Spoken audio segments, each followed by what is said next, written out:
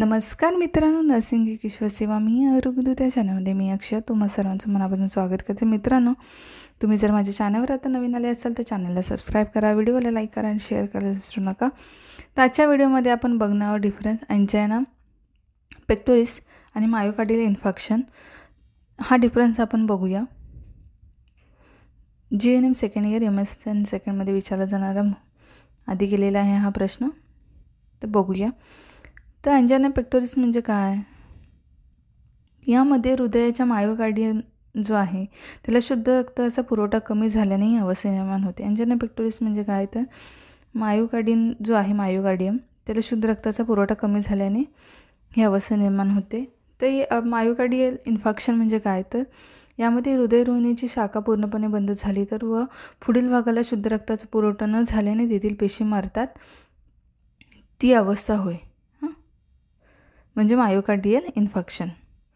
तर दुसरा डिफरन्स आहे, यामध्ये रुग्णाची अवस्था हातातील काम थांबवून स्तब्ध असतो। यामध्ये रुग्णाची कशी अवस्था असते? तर रुग्ण हातातील काम थांबवून रुग्ण स्तब्ध असतो। तर यामध्ये रुग्ण अतिशय अस्वस्थ असतो। मायोकार्डियल इन्फेक्शनमध्ये रुग्ण काय असतो? अस्वस्थ असतो। त्यानंतर यामध्ये वेदना ज्या होतात त्या स्टर्नमच्या ठिकाणी 5 मिनिटांपेक्षा जास्त नसतात व थांबून येतात। ठीक आहे। एंजाइनामध्ये काय होतं? एंजाइनामध्ये तर यामध्ये वेदना असतात ते स्टर्नमच्या ठिकाणी 5 मिनिटांपेक्षा जास्त नसतात व थांबून येतात।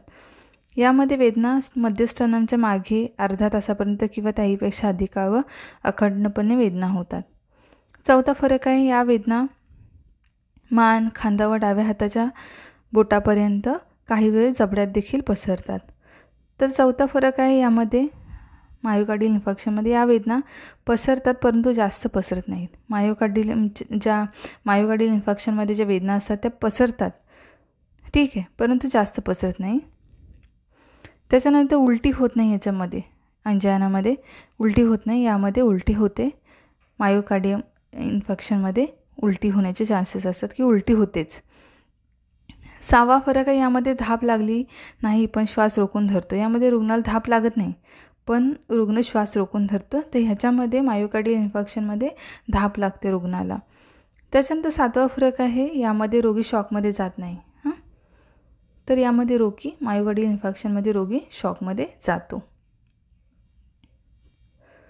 त्यानंतर आहे 8वा फरक, यामध्ये रक्तदाब स्वाभाविक किंवा वाढलेला असतो। याच्यामध्ये रक्तदाब एंजाइनामध्ये वाढलेला किंवा रक्तदाब स्वाभाविक किंवा वाढलेला असतो। यामध्ये स्वाभाविकतेपेक्षा आपल्या मायोकार्डियल इन्फेक्शनमध्ये स्वाभाविकतेपेक्षा कमी असतो रक्तदाब, ब्लड प्रेशर। कार्डियक फेल्युअर नसते याच्यामध्ये, तर याच्यामध्ये कार्डियक फेल्युअर येऊ शकते। ठीक आहे। त्यानंतर SGOT स्वाभाविक असते, ठीक आहे याच्यामध्ये। त्याच्यानंतर SGOT वाढलेले असते, हे ब्लड टेस्ट करून कळते SGOT। त्याच्यानंतर ECG झटक्यामध्ये असताना म्हणजे क्षणिक बदलत असतो, ठीक आहे।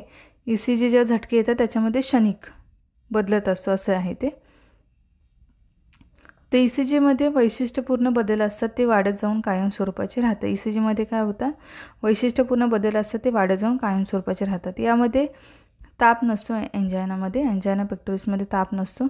यामध्ये मायोकार्डियल इन्फेक्शनमध्ये ताप असतो। त्यानंतर नायट्रेटच्या औषधाने आराम पडतो। आणि आपल्या एंजाइना जेव्हा जी कंडिशन येते त्यामध्ये काय होतं? नायट्रस जो आहे त्याच्या औषधाने आराम पडतो। नायट्रसच्या औषधांचा मायोकार्डियल इन्फेक्शनमध्ये काहीही उपयोग होत नाही। अशा प्रकारे याचा डिफरन्स होता GNM सेकंड इयर MSNमध्ये सेकंडमध्ये विचारला जाणारा महत्त्वपूर्ण प्रश्न।